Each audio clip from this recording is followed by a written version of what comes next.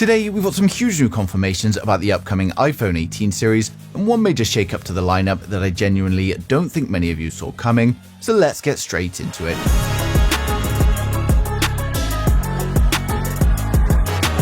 So we're going to start with the rumor that's already causing chaos online. A new report from The Information claims that Apple is testing under-display Face ID, and this will allow them to remove the dynamic island entirely. And according to the report, the selfie camera would then be moved to the top left corner of the display. Now we hear this kind of thing every single year. While under-display Face ID does feel inevitable, I'm personally very skeptical about Apple moving the camera to the top left. It's a big change to Apple's design language, so for now this one definitely needs to be taken with a pinch of salt. Now moving to the rear cameras, and there's a much more believable change here. Now leaks suggest the camera control button is losing its touch sensitivity gestures and it's switching to a pressure-only button instead. That actually makes a lot of sense. Accidental swipes have been a common complaint, and while the button itself is genuinely useful, the gesture controls can feel very awkward. So this is a change that probably will improve day-to-day use for a lot of people. Now onto the camera hardware, because this is where the iPhone 18 really starts to sound impressive. The iPhone 18 Pro is rumored to feature a variable aperture 48 megapixel main camera, a 48 megapixel ultra wide, and a 64 megapixel periscope with up to 10 times optical zoom, but the Pro Max could take things even further.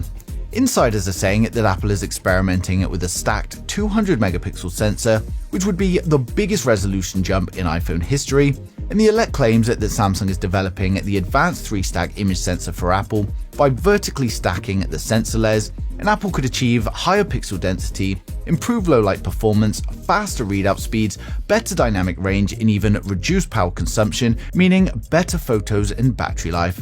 Now it's still in testing at the moment, so it's not guaranteed, but even the fact that Apple is exploring this is huge. Now alongside the new hardware, Apple is reportedly doubling down on its AI-powered video features with smarter HDR in low light, faster image processing, and more advanced computational photography driven by the A20's upgraded neural engine. Now that could finally create a clear performance gap between the Pro Max and the smaller Pro when it comes to the camera capabilities. Now for the most unexpected rumor of all, and that's the lineup itself. According to multiple reports, Apple may only launch 3 iPhones this time around, and it's probably not the 3 you were expecting to see. Now the report suggests that the lineup is now going to be the iPhone 18 Pro, the iPhone 18 Pro Max, and then the iPhone 18 Fold with no standard iPhone 18 at launch. Now that doesn't mean it's cancelled, and instead the regular iPhone 18 could be delayed until spring of 2027, launching alongside the Air 2. Now as surprising as that sounds, it actually makes a little bit of sense. It will push more buyers towards the Pro models and give Apple 2 major iPhone sale waves instead of just the one. But that said, the details here are still very early, so we'll need a little bit more confirmation before calling this one locked in. Now let's talk design, and this one has taken a bit of a sharp turn. Early leaks suggested that Apple was moving towards a frosted, translucent back panel showing hints of the internals, and you've probably seen those renders everywhere by now. But newer reports say Apple have scrapped that idea entirely. Instead, Apple is reportedly dropping the two-tone look and moving to a fully unified design, with the frame and the back glass panel match perfectly in color. And that's a tricky thing to pull off when one part is aluminium and the other side is glass, so it'll be very interesting to see just how Apple executes it. We also have 3 new colors currently in testing. We've got a deep burgundy, a brown, and a bold purple, but only one of these is going to make the final lineup. The purple could replace this year's orange, but nothing is confirmed just yet. But let me know in the comments which one you'd like to see, and personally I'm really hoping for the burgundy. But for those excited, we're now going to run through the full specs, design, and the expected pricing of each model in the range, so hit subscribe now and we'll get right into it. So first up, we've got the standard iPhone 18, which is expected to come with a 6.3-inch Super Retina XDR OLED display running at 120Hz. Of course, it's going to be protected by Ceramic Shield 3, Apple's next-gen strengthened glass. Now the resolution is going to be 2622 by 1206 pixels, giving you roughly 460 pixels per inch, but we of course get a higher peak brightness and better HDR performance than we did this year. Now the bezels are rumored to shrink slightly, making the phone feel a touch more compact than before, Then up top, we're going to see a smaller true depth Face ID system paired with an 18 megapixel selfie camera. On the back, it's expected to keep the same dual camera setup with a 48 megapixel main camera and then a 48 megapixel ultra wide. Both of them are going to use larger stack designs for better low light performance though, and of course there's no dedicated telephoto on the base model. Under the hood, it's going to be powered by the new A20 chip. It's built on a 2nm process for major efficiency gains, and you can expect 8GB of RAM and storage options from 128 up to 512GB. Now, battery capacity is around 3,800 mAh with 30W wired fast charging and faster MagSafe wireless charging. Connectivity is going to include 5G, Wi-Fi 7, Bluetooth 6, and of course Apple's own C2 modem. It's going to ship with iOS 27 and pricing is expected to stay close to the current levels, so that's around £799 or $799. Now next up, we've got the iPhone 18 Air, and this is the lightweight middle sibling. It's reportedly coming with a 6.5-inch Super Retina OLED at 120Hz, protected by Ceramic Shield 3. Now resolution is going to be 2736 by 1260, giving us 460 pixels per inch, and we get a slightly thinner design than its predecessor. On the front, you can expect the same smaller Face ID setup and an 18 megapixel selfie camera. Then over on the rear, we get another single camera setup with a 48 megapixel primary camera. And of course, we're also going to get the better chipset, which is the A20 Pro, and that's going to be paired with 12GB of RAM and up to 1TB storage. We get small improvements to the battery capacity with a 3,200 mAh battery, and of course, we also get some improvements to fast charging as well. We get 5G, Wi-Fi 7, Bluetooth 6, and Apple's new C2 modem.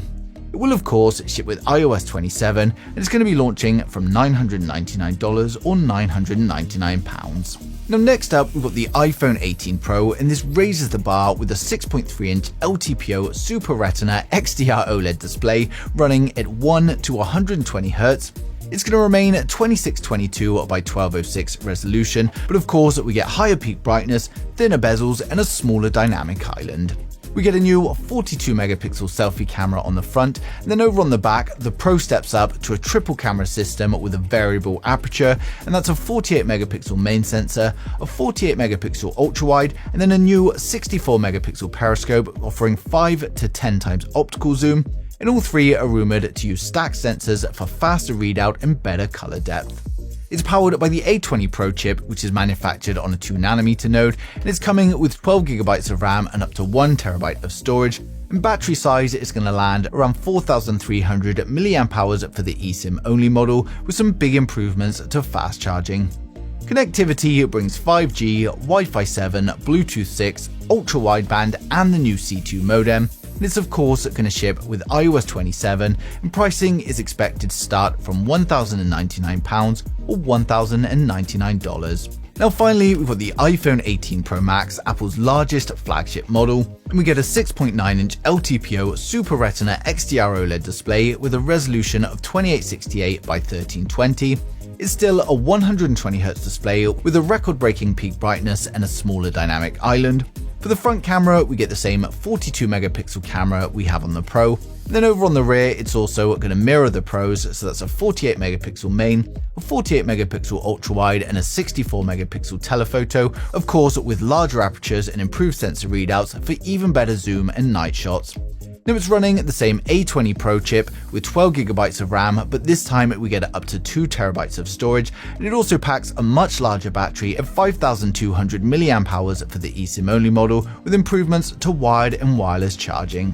We get 5G, Wi-Fi 7, Bluetooth 6, ultra wideband, and Apple's C2 modem. And of course, it's running iOS 27, and it's expected to launch around £1,199, well that's going to be $1,199 in USA, and of course it's launching in September 2026. So overall, the iPhone 18 series is shaping up to be a refined but meaningful upgrade. Apple isn't tearing the design apart, and instead they're focusing on performance, battery life, and camera improvements to make the iPhone more consistent and more capable across the board. Now, this means that for iPhone 17 users, it's probably not going to be worth an upgrade, but for anyone on an older iPhone or looking to try out their first iPhone, then it could be a great choice. Now, of course, we're still very early days at the moment, and a lot more leaks are going to be coming in, and of course, I'm going to be sharing them as soon as they do. so make sure you subscribe so you don't miss a thing in the future.